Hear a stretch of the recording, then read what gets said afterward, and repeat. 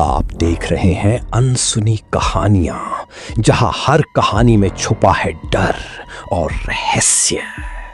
अगर हिम्मत है तो ऐसी ही खौफनाक वीडियोस के लिए अभी सब्सक्राइब करें। ये कहानी है आरव की।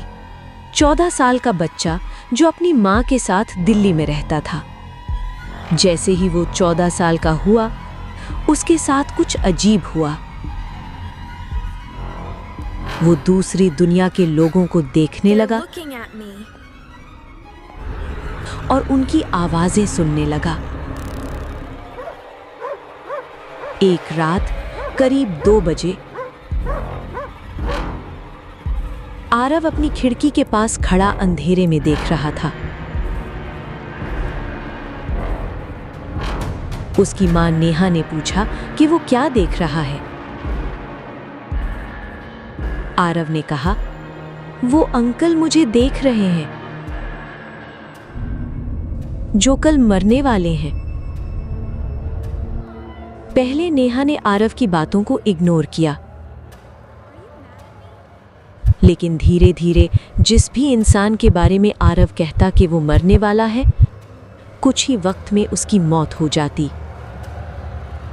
एक दिन उसने अपने स्कूल के गार्ड के बारे में कहा कि वो मरने वाला है, और अगले दिन उस गार्ड की हार्ट अटैक से मौत हो गई। नेहा को डर तो था, लेकिन वो कुछ नहीं कर पा रही थी। कुछ दिन बाद रात के करीब 2 बजे आरव ने अपनी माँ को जगाया और कहा, मम्मा, वो आंटी मेरे बेड के पास खड़ी हैं। नेहा ने पूछा, कौन आंटी और वो क्या कह रही हैं? आरव ने कहा, वो कह रही हैं, मैं अकेली नहीं मरना चाहती। अगले दिन उनके पड़ोस में रहने वाली एक औरत ने सुसाइड कर लिया। धीरे धीरे जैसे दिन गुजरे, आरव बदलने लगा। वो अकेला बैठकर हवा में बातें करता, कभी हंसता, कभी रोता, कभी चिल्लाता। एक दिन नेहा ने उसे चुपके से सुना। आरव कह रहा था, मैं नहीं आऊंगा, मुझे मत बुलाओ, मैं किसी को आने नहीं दूंगा। नेहा ने डर के साथ पूछा, आरव कौन बुला रहा है और कौन कहां जा रहा है? आरव ने जवाब दिया, जो मर चुके हैं वो सब मुझे बुला रहे हैं। उस रात नेहा को सपने में एक औरत ने कहा, ये बच्चा सिर्फ देखता नहीं है, ये एक दरवाजा है। अगली सुबह नेहा ने मदद के लिए एक पैरानॉर्मल इन्वेस्टिगेटर सौरभ तिवारी को बुलाया। उसने आरव को देखने के बाद कहा, आरव के साथ जो भी हो रहा है वो तो चिंता की बात है ही, लेकिन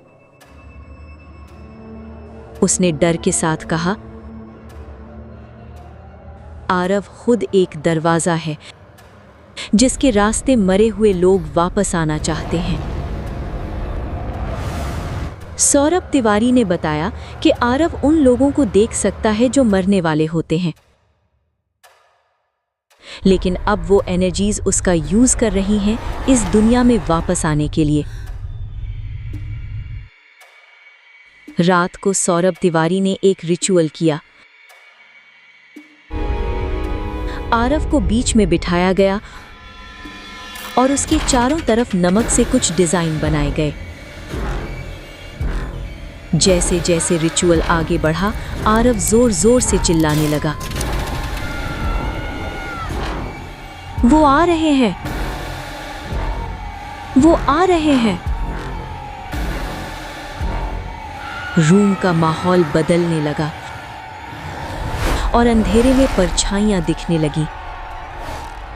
तभी एक आवाज आई, इसने हमें देखा है, अब ये ही हमें वापस लाएगा। रिचुअल कंट्रोल से बाहर होने लगा। तभी एक शैडो ने सौरभ तिवारी से कहा, तुम्हारी रूह मेरी है।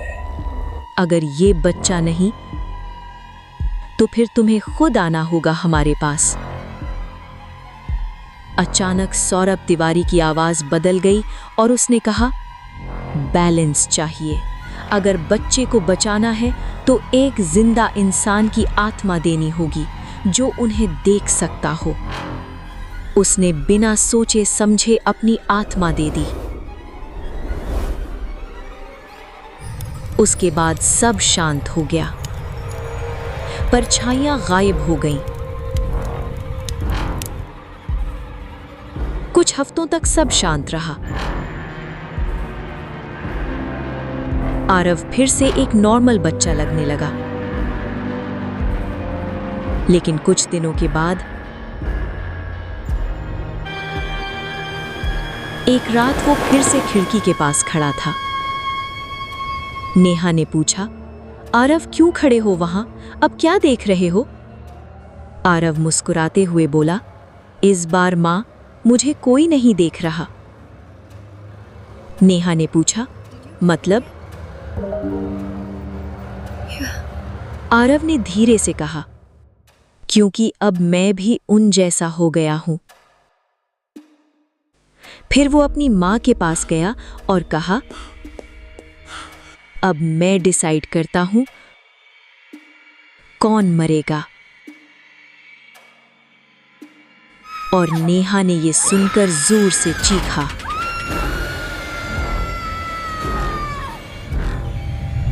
अगली सुबह नेहा अपने बेड पर मरी हुई मिली।